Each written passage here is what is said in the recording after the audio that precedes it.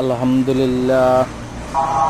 সম্মানিত ভিউয়ার্স, আসসালামু আলাইকুম। আজকে আমরা চলে আসলাম সিলেট বিভাগ, মৌলভীবাজার জেলার অন্তর্গত জুরি থানা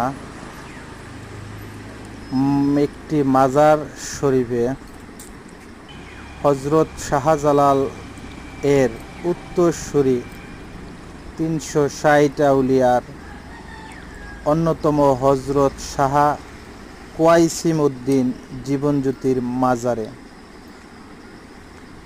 এই মাজারটি প্রায় নিচ থেকে 300 ফিট উপরে, অনেকগুলো সিঁড়ি দেখতেছেন। আসলে উঠতে আমি অনেক হাঁপিয়ে গেছি। অনেক উঁচু এই টিলার উপরে এই মাজারটি অবস্থিত। এই মাজারের অনেক ইতিহাস রয়ে গেছে। প্রাচীনকাল থেকে এই মাজারটি অবস্থিত।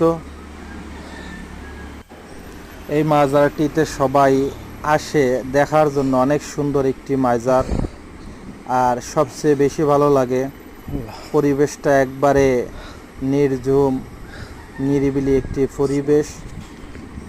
অনেকেই ফ্যামিলি নিয়ে আসে এ জায়গায় ঘোরার জন্য, দেখার জন্য, কারণ এই মাজারের অনেক ইতিহাস আছে।